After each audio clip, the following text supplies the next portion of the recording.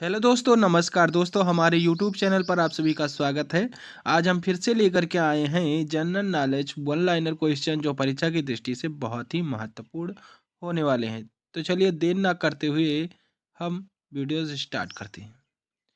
मगध पर शासन करने वाला प्रथम गैर क्षत्रिय वंश कौन सा था? तो प्रथम गैर क्षत्रिय वंश जो था वह शिशुनाग वंश था। किस ग्रंथ में चंद्रगुप्त को वृषल तथा कुलहीन कहा गया है? तो मुद्रा राक्षस में चंद्रगुप्त को वृषल तथा कुलहीन कहा गया है। कनिष्क ने किस धर्म को राजाश्रय प्रदान किया था? तो कनिष्क ने बौद्ध धर्म को राजाश्रय प्रदान किया था। किस धर्म को? बौद्ध धर्म को। पुहार के व्यापारी कोवलन की कथा का वर्णन किस तमिल महाकाव्य में है? तो शिल्पाधिकारम में जो है, ये शिल्पाधिकारम एक महाकाव्य है। इसमें जो है पुहार के व्यापारी कोवलन की कथा का वर्णन मिलता है। ठीक है। हर्षवर्धन और चालुक्य शासक पुलकेशिन द्वितीय के बीच युद्ध किस वर्ष हुआ था? तो 634 ईस्वी में हुआ था। पूर्व मुगल काल में भारत की यात्रा करने वाला इब्न बतूता किस देश से आया था? तो इब्न बतूता जो था वह मोरक्को देश से आया था। किस देश से आया था? मोरक्को देश से आया था। हड़प्पा और मोहनजोदड़ो किस नदी द्वारा जुड़े हुए थे? तो हड़प्पा और मोहनजोदड़ो जो है सिंधु नदी से जुड़े हुए थे। किस नदी से? सिंधु नदी से जुड़े हुए थे। भारत में सबसे बड़ा हड़प्पा कालीन स्थल था। तो भारत में सबसे बड़ा हड़प्पा कालीन स्थल धीला धौलावीरा गुजरात था। क्या था? धौलावीरा गुजरात था।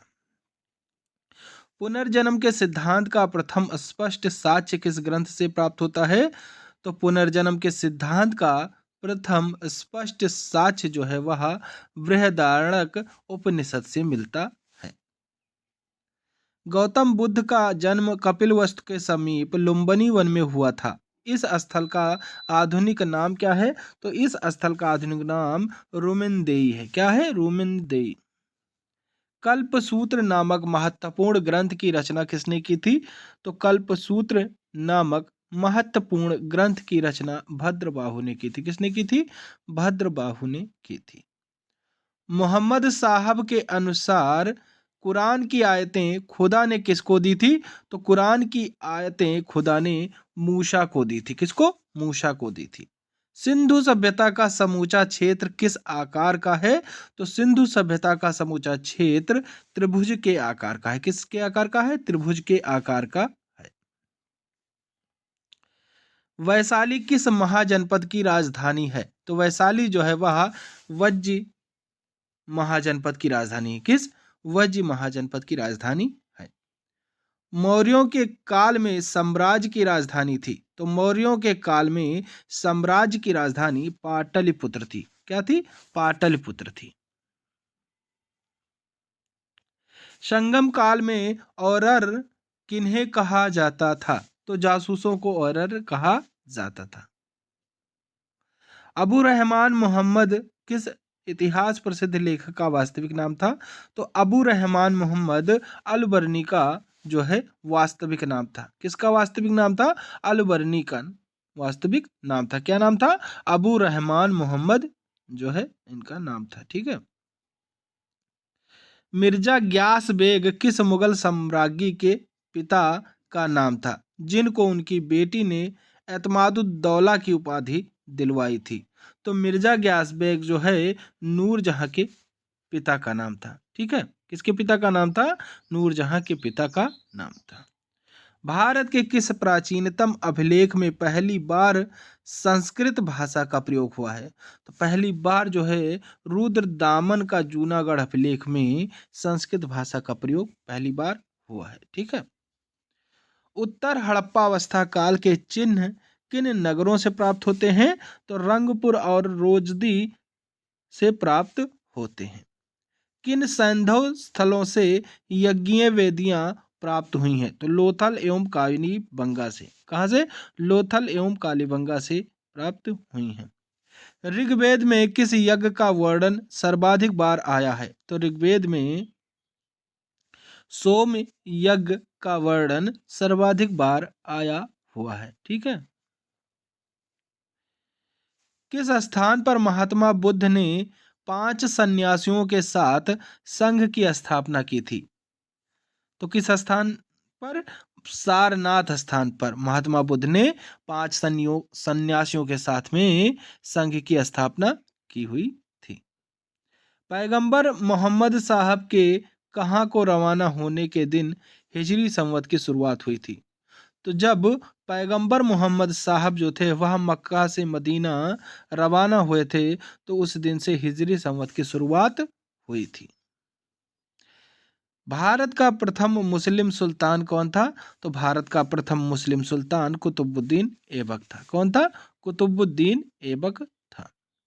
सैंधव स्थल चन्हुदड़ो और कोटदीजी किस नदी के तट पर स्थित है? तो सिंधु नदी के तट पर स्थित है। किस नदी के तट पर? सिंधु नदी के तट पर स्थित है। ऋग्वेद में किस यज्ञ का वर्णन सर्वाधिक बार आया है? तो ऋग्वेद में सोम यज्ञ का वर्णन सर्वाधिक बार आया है। जैन धर्म का महत्वपूर्ण ग्रंथ जो संस्कृत में लिखा गया है कौन सा है? तो जैन धर्म का महत्वपूर्ण ग्रंथ जो संस्कृत में लिखा गया है वह कल्पसूत्र है। कौन सा ग्रंथ है? कल्पसूत्र है। कश्मीर के मार्तंड मंदिर का विनाश किसने किया था? तो कश्मीर के मार्तंड मंदिर का विनाश सिकंदर गाह बुत सिकन ने किया था। 1570 तक लगभग सभी राजपूत राज्यों ने अकबर की अधीनता स्वीकार कर ली थी, परंतु किस एकमात्र राज्य ने उसकी अधीनता नहीं मानी? तो मेवाड़ राज्य ने उसकी अधीनता नहीं मानी थी। मुगल साम्राज्य के सम्राट के बाद सर्वोच्च न्यायाधिकारी का होता था, तो जो है काजी उल कुजात जो इसका सर्वोच्च न्यायाधिकारी होता था। पृथ्वीराज चौहान तथा मोहम्मद गौरी के मध्य कितने युद्ध हुए? तो पृथ्वीराज चौहान तथा मोहम्मद गौरी के मध्य 2 युद्ध हुए। कितने युद्ध हुए? 2 युद्ध हुए थे। दिल्ली सल्तनत की एकमात्र सुल्तान रजिया इल्तुतमिया की पुत्री थी, वह किसके पश्चात दिल्ली की सुल्तान बनी? तो वह रुकनुद्दीन के बाद में दिल्ली की सुल्तान बनी थी। ठीक है। बाबर के प्रथम आक्रमण के समय दिल्ली सल्तनत की गद्दी पर कौन बैठा था? तो बाबर के प्रथम आक्रमण के समय दिल्ली की गद्दी पर इब्राहिम लोदी बैठा था। ठीक है। तहकीके हिंद शीर्षक ग्रंथ की रचना किसने की थी? तो तहकीके हिंद शीर्षक ग्रंथ की रचना अल-बर्नी ने की थी। किसने की थी? अल-बर्नी ने की थी। वैदिक साहित्य में अथर्ववेद को क्या कहा गया है? तो वैदिक साहित्य में अथर्ववेद को ब्रह्मदेव कहा गया है। क्या कहा गया है? ब्रह्मदेव कहा गया है। किस ग्रंथ से पता चलता है कि अशोक ने कश्मीर में बितास्ता नदी के किनारे श्रीनगर नामक नगर की स्थापना की है? तो राजतरंगड़ी ग्रंथ से पता चलता है कि अशोक ने कश्मीर में वितास्ता नदी के किनारे श्रीनगर नामक नगर की स्थापना की थी। ठीक है। दिल्ली सल्तनत के किस सुल्तान ने सैनिकों को भी वेतन भू राजस्व के रूप में देने की प्रथा शुरू की थी? तो फिरोज शाह तुगलक ने जो है यह प्रथा शुरू की थी कि जो सैनिक हैं उनको भी भू राजस्व के रूप में देने की प्रथा की थी। ठीक है। तारीख फिरोज शाही की रचना किसने की? तो तारीख फिरोज शाही की रचना जियाउद्दीन बर्नी ने की थी। किसने की थी? जियाउद्दीन बर्नी ने की थी। कैप्टन हॉकिंस और सर थॉमस ने किस मुगल शासन के संबंध में विस्तृत चर्चा की थी? तो जहांगीर के संबंध में विस्तृत चर्चा की थी। सिंधु घाटी सभ्यता कहाँ तक विस्तृत थी? तो सिंधु घाटी सभ्यता जो थी वह पंजाब, राजस्थान, गुजरात, उत्तर प्रदेश, हरियाणा, सिंध और बलूचिस्तान आदि जगहों पर विस्तृत थी। हड़प्पा सभ्यता के लोग समाज के प्रमुखतः किन 4 वर्गों में विभक्त थे? तो हड़प्पा सभ्यता के लोग समाज के प्रमुखतः विद्वान, योद्धा, व्यापारी और श्रमिक 4 वर्गों में विभक्त थे। ठीक है। किस सभ्यता के लोग? हड़प्पा सभ्यता के लोग। महात्मा बुद्ध का जन्म कब हुआ था? तो महात्मा बुद्ध का जन्म 563 बीसी में हुआ था। चित्राक्षर लिपि किस काल की लिपि है? तो यह जो है सैंधव काल की लिपि है। विज्ञानवाद के प्रमुख आचार्य कौन थे? तो विज्ञानवाद के प्रमुख आचार्य वसुबंधु थे। कौन थे? वसुबंधु जी थे। चोल पांड्या और चेरों के संबंध में जानकारी मुख्यतः कहाँ से प्राप्त होती है? तो संगम साहित्य से प्राप्त होती है। महारौली अभिलेख से किस सम्राट के विषय में जानकारी मुख्यतः कहाँ से प्राप्त होती है? तो चंद्रगुप्त द्वितीय के बारे में जो है यहाँ से जानकारी प्राप्त होती है। भारत के सर्वप्रथम राष्ट्रीय शासक के रूप में जाने जाते हैं? तो भारत के सर्वप्रथम राष्ट्रीय शासक के रूप में चंद्रगुप्त मौर्य जाने जाते हैं। शंकराचार्य ने किस सिद्धांत का प्रतिपादन किया था? तो शंकराचार्य ने अद्वैत वेदांत का जो है प्रतिपादन किया था। ठीक है, किस सिद्धांत का? अद्वैत वेदांत सिद्धांत का। विक्रमांक देव चरित्र किसकी रचना है? तो विक्रमादेव चरित्र जो है विल्हड़ की रचना है। किसकी रचना है? विल्हड़ की रचना है। सल्तनत काल में दीवाने अर्ज कौन सा विभाग था? तो सल्तनत काल में दीवाने अर्ज जो है वह सैन्य विभाग था। कौन सा विभाग था? सैन्य विभाग था। मुस्लिम ग्रंथ हदीस का विषय क्या है? तो मुस्लिम ग्रंथ हदीस का विषय मोहम्मद साहब के कथनों, तथ्यों तथा उनके जीवन से संबंधित कथाओं का संग्रह है। ठीक है। जैन धर्म ग्रंथों की मुख्य भाषा क्या थी? तो जैन धर्म ग्रंथों की मुख्य भाषा प्राकृत भाषा थी। बिंबसार किस वंश के थे? तो बिंबसार जो थे वह हर्यक वंश के थे। किस वंश के थे? हर्यक वंश के थे। ऋग्वेद में सबसे अधिक मंत्र किस देवता की स्तुति में लिखे गए हैं? तो इंद्र की स्तुति में लिखे गए हैं। उत्वी, फिरदौसी तथा अलबर्नी किस सुल्तान के समकालीन विद्वान थे? तो महमूद गजनवी के दरबार के जो है समकालीन विद्वान थे। ठीक है। चोल वंश का प्रथम शासक कौन था? तो चोल वंश का प्रथम शासक जो था वह करिकाल था। बहमनी साम्राज्य का वह कौन सा शासक था जो दुष्टता और नृशंसता के लिए इतिहास में जालिम नाम से जाना जाता था? तो अलाउद्दीन हुमायूं जो है जालिम नाम से जाना जाता था। ठीक है, यह जो है बहमनी साम्राज्य का शासक था। इतिहास प्रसिद्ध कोहिनूर हीरा कहाँ से प्राप्त हुआ था? तो जो कोहिनूर हीरा था वह गोलकुंडा की खान से प्राप्त हुआ था। ठीक है, कहाँ से प्राप्त हुआ था? गोलकुंडा की खान से प्राप्त हुआ था। नंद वंश का अंतिम सम्राट कौन था? तो नंद वंश का अंतिम सम्राट घना नंद था। कौन था? घना नंद था। यूनानी राजदूत मेगास्थनीज को किस यूनानी शासक ने भारत भेजा? तो यूनानी राजदूत मेगास्थनीज को सेलुकस निकेटर ने भारत भेजा था। किसने भेजा था? सेलुकस निकेटर ने भारत भेजा था। किसको? मेगास्थनीज को। ठीक है। दिल्ली सल्तनत किन किन वंशों ने शासन किया? तो दिल्ली सल्तनत पर दास वंश, खिलजी वंश, तुगलक वंश, सैयद वंश तथा लोदी वंश ने शासन किया था। खालसा का प्रारंभ किस सिख गुरु ने किया था? तो खालसा का प्रारंभ गुरु गोविंद सिंह ने किया था। किसने किया था? गुरु गोविंद सिंह जी ने किया था।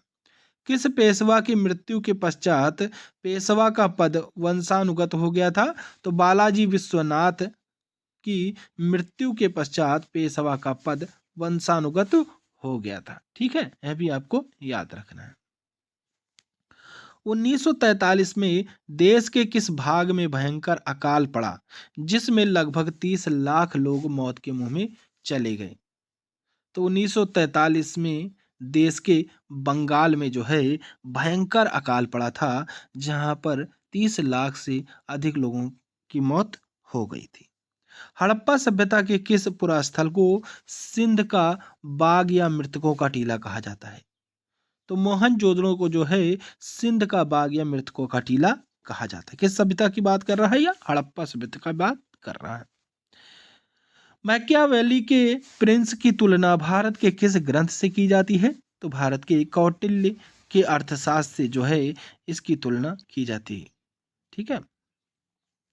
अशोक के शासन काल की अवधि थी, तो अशोक के शासन काल की अवधि 273 से 232 ईसा पूर्व थी।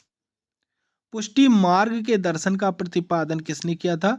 तो पुष्टि मार्ग के दर्शन का प्रतिपादन वल्लभाचार्य ने किया था। किसने किया था? वल्लभाचार्य ने किया था। सम्राट कनिष्क ने शक संवत कब प्रारंभ किया? तो सम्राट कनिष्क ने शक संवत जो है 78 ईसा पूर्व में किया था। जैन धर्म में कुल कितने तीर्थंकर हुए? तो जैन धर्म में कुल 24 तीर्थंकर हुए। कितने तीर्थंकर हुए? 24 तीर्थंकर हुए थे। सभी धार्मिक आर्यवंशी अपनी मूल उत्पत्ति किस राजा से मानते हैं? तो सभी धार्मिक आर्यवंशी जो है अपनी मूल उत्पत्ति मनु वैवस्वत से मानते हैं। बहमनी तथा विजयनगर राज्य के मध्य किस प्रदेश को लेकर संघर्ष हुआ था? तो रायचूर का दोआब को लेकर के संघर्ष हुआ था। दिल्ली के सुल्तान एवं चालीसा के दल के बीच संघर्ष किसी मृत्यु के पश्चात हुआ था? तो इल्तुतमिश की मृत्यु के पश्चात हुआ था। ठीक है। राजा बनने से पूर्व वह अंग का राज्यपाल था और उसे कड़िक के नाम से जाना जाता था। यह